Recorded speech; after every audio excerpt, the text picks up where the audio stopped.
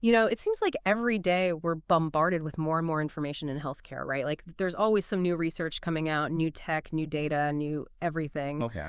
And it's tough, trying to sift through it all and figure out what really matters, what we actually need to know to do our jobs well, and ultimately to provide the best possible care for our patients. So that's what we're tackling today in this deep dive. We're looking at nursing informatics, a field specifically focused on making sense of this kind of overwhelming information landscape in healthcare. You got it. And for our listeners out there, think of nursing informatics as like a superpower. It gives you this incredible ability to take all that healthcare data, all that information, and really understand it, like see it clearly. And at its core, nursing informatics is really about bringing together different worlds. You've got Hmm. nursing science, the heart of patient care, and then you combine that with information science and computer science. Right, like the tech side of things. Exactly. So it's this fusion that helps us manage, communicate, and use data, information, knowledge, and even, believe it or not, wisdom in nursing. Wisdom in nursing. Okay, now that's intriguing. And it actually makes me think of some of the articles you sent over talking about clinical judgment, how it's not just about following protocols, but also this deeper understanding that comes with experience.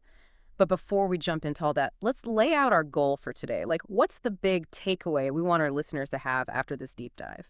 What we really want to show is how you can go from raw healthcare data, like the numbers, the stats, the stuff that might seem kind of meaningless at first glance, and turn it into something useful, something that can actually guide better care.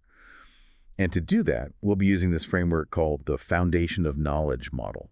Think of it as the bedrock of how nurses learn. It explains how they gather information, process it, create new knowledge, and then share it, always with this emphasis on continuous learning. And this model applies not just to individual nurses, but also to whole healthcare systems, right? Like how hospitals or even entire regions can improve their practices over time. Absolutely. That's a key point, and it ties in with some of the organizational perspectives you highlighted in your materials. So yeah, the foundation of knowledge model is pretty powerful stuff. Okay, foundation of knowledge model it is. So let's break it down. When we talk about knowledge, how does this framework actually work? What are the steps involved? Well, the model lays out this kind of journey of knowledge through a few key processes. The first one is knowledge acquisition. Basically, it's how nurses gather data. This can be from their own hands-on experience with patients, from keeping up with the latest research, like those studies you sent over, or even from the tons of data generated by medical technology these days. Yeah, it's like when a nurse looks at a patient's chart, that's knowledge acquisition, right? Or when they read a new journal article about, say, best practices for wound care, that fits too. Exactly. Now, once you have all that raw data, the next step is knowledge processing. This is where the real heavy lifting happens. Nurses have to organize and make sense of all that data. They're looking for patterns, connections, anything that helps them understand what's going on. So it's like taking a puzzle and starting to put the pieces together. Yeah, great analogy. And then comes knowledge generation. This is where things get really exciting. Nurses take that processed information, combine it with their own experience, and actually create new knowledge. It could be anything from figuring out a better way to manage a patient's pain to developing a whole new approach to patient education. Wow, so we've got gathering the information, making sense of it, and then creating something new from it. What's the last piece of the puzzle, the final stage in this knowledge journey? That would be knowledge dissemination. This is all about sharing what's been learned. Nurses educate patients about their health, carefully document their findings in medical records, and communicate vital information to the rest of the healthcare team. It's making sure that knowledge is put into action and benefits as many people as possible. Okay. And if we go back to the idea of wisdom, it's really the culmination of this whole process. It's using all that knowledge you've acquired, processed, and generated to make the best decisions for your patients, even in those really complex situations where there's no easy answer. That's such a clear overview of the model. And it would be really helpful, I think, to ground this in a real world scenario. Like, imagine a nurse is with the patient. How would these knowledge processes play out in that moment?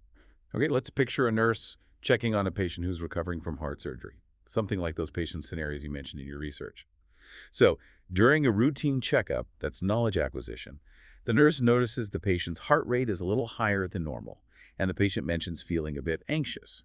More data acquired, right? Right, and the nurse is starting to piece things together. Exactly. Now they're processing that information, comparing it to the patient's baseline readings, thinking about what's typical after surgery, and also considering the anxiety. That's knowledge processing in action. So they're drawing on their knowledge base to figure out what might be happening. Yep.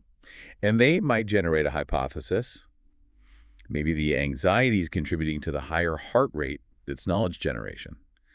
Then they'd talk to the doctor, suggest some interventions like reassurance or adjusting the environment to make it more calming, and carefully document everything in the patient's chart. That's knowledge dissemination.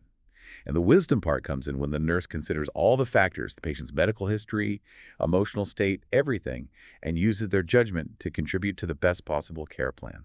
That really brings the whole framework to life. It's like seeing it in action. Now let's zoom out a bit. How does nursing informatics connect with the bigger world of healthcare technology, specifically with information systems? It's not just about individual nurses and their knowledge, right? You're right, it's much broader than that. Informatics in healthcare is really this overarching field, and it's all about using technology and data to make healthcare better for both patients and providers. And nursing informatics is like a key specialty within that, focusing on how nurses specifically use and interact with information. And a huge part of this involves these things called information systems. Information systems. I have to admit, that sounds a little intimidating. Could you break it down for those of us who might not be tech wizards? Like, what are we actually talking about when we say information systems in a healthcare setting? Sure. Think of it as the behind-the-scenes stuff that makes modern healthcare run. There are several parts to it. You've got hardware, the actual physical computers, servers, all the equipment. Then you have software, the programs and applications that run on the hardware. Databases are super important for storing all that patient data safely and keeping it organized. Networks allow all these different parts to talk to each other and share information. And finally, there's the user interface. That's what people actually interact with, the screens and tools they use every day to access and input information. Okay, so it's like the whole ecosystem of technology that supports healthcare. So from the computers at the nurse's station to those secure data centers, it's all part of this intricate system. Can you give us some real-life examples of how these information systems are actually used in healthcare? Stuff that might relate to some of those cutting-edge developments you've been reading about. Absolutely. One great example is clinical decision support systems, or CDSS. These are like smart assistants for clinicians. They use patient data and evidence-based guidelines to offer suggestions and reminders. Like, you might get an alert if you're prescribing a medication that could interact with something the patient is already taking. Oh, yeah, those can be lifesavers, literally. Totally. Then there are electronic health records, or EHRs. These are basically digital versions of a patient's entire medical history. It's amazing because authorized providers can access all that information instantly and securely from anywhere. And it eliminates all that paper shuffling and lost files, right? Exactly. And we can't forget about telehealth and mobile health, or mHealth, apps. These allow for remote monitoring, virtual appointments, and even delivering healthcare services right to a patient's smartphone. It's all about making healthcare more accessible and convenient, especially for people in remote areas or those who have trouble getting to appointments. Those are some amazing examples of how information systems are changing the game. So we've talked about how data is gathered and how these complex systems work, but how do we actually go from those raw facts and figures to those aha moments, those insights that can really transform patient care? It feels like it takes more than just having the data. It's about understanding it, right? You hit the nail on the head, and that's where the Data Information Knowledge Wisdom Framework, or DIKW, comes in. It's a really useful way to see how we move from just data to actual meaningful insights. Let's go back to that patient's temperature example from before to illustrate each stage. Okay, let's take that simple temperature reading. Walk us through how it becomes more than just a number. So the raw temperature reading, let's say 101.5 degrees Fahrenheit, that's data. It's just a single point in time. But if we look at, say, a series of temperature readings over the past few hours, and we see they're steadily increasing, that becomes information. The data now have context. We're seeing a trend. So a single data point becomes more meaningful when you see it as part of a bigger picture over time. Got it. Now, where does knowledge come in? Knowledge comes in when a nurse or doctor understands that this rising temperature could indicate an infection. They're using their training and experience to interpret that information. And then we reach wisdom, which is the ability to take that knowledge, consider all the other things going on with the patient, their symptoms, medical history, everything, and decide what to do next. Like maybe they order blood tests or start antibiotics. It's about making the best decision for that specific patient using all the knowledge and judgment you've got. That's such a clear breakdown of the DIKW framework. And it makes me think about this whole big data thing I keep hearing about. Yeah. How does that apply to healthcare, and what role does nursing informatics play in making sense of these massive data sets? I'm guessing this ties in with some of the research you've been following. Big data in healthcare is basically what it sounds like. It's huge amounts of data, both structured and unstructured. Structured data is like what you find in EHRs, all neatly organized. But then there's unstructured data, things like doctor's notes, medical images, even data from wearable devices that patients use. It's a lot to deal with. That's where data mining tools come in. Data mining, it sounds like we're digging for gold. What kind of tools are we talking about here? Well, there are these powerful AI algorithms that can analyze tons of data and find patterns that humans might miss. Then there's predictive analytics, which can help us forecast things like who might be at risk for certain diseases or who might need extra care after surgery. And pattern recognition software helps us spot trends and anomalies in all this data, which can be super useful for things like early disease detection. That's incredible. It's like having a crystal ball that helps us see what might be coming and take action to prevent problems. What are some of the most exciting applications of big data in healthcare? Like, where do you see this really making a difference in patient outcomes? Maybe something you've read about in those articles. Honestly, the potential is huge. We can detect disease outbreaks much faster, personalize treatments, and even create systems that learn and adapt to individual patient needs. It's about moving from reactive care to proactive care, which is really exciting. It really feels like we're on the cusp of a revolution in healthcare. And it's easy to think that nursing informatics is just about all this modern tech, but could you give us a little history lesson? Like, how did this field even come about? Well, believe it or not, it started long before computers. Nurses have always been information managers, keeping track of patients, charting their progress. But as technology advanced, so did nursing informatics. The first computers in healthcare were used for things like medication dispensing and early electronic records. And as those systems got more sophisticated, the need for specialists who understood both nursing and tech grew. And that's how the role of the informatics nurse emerged. So it's been this amazing journey from paper charts to these incredible digital systems. It's fascinating to see how far we've come. Now, you mentioned cognitive science earlier. How does understanding how the human mind works connect with nursing informatics? I'm curious how those two worlds intersect. That's a great question. Cognitive science is all about how we think, learn, and process information. And it's super relevant to nursing informatics because nurses use these cognitive skills all the time. They're constantly taking in information, recognizing patterns, making critical decisions. Like spotting those subtle signs that something might be wrong with a patient, even if the vitals look okay. Exactly. So when we design healthcare technology, we need to make sure it supports these natural cognitive processes, not hinder them. That's why user-friendly interfaces and intuitive systems are so important. It makes sense. You don't want technology to add to the cognitive load that nurses already carry. And speaking of individual needs, how can technology and nursing informatics address the fact that healthcare is so personal? Like, everyone has their own preferences and beliefs, and those need to be respected. Absolutely.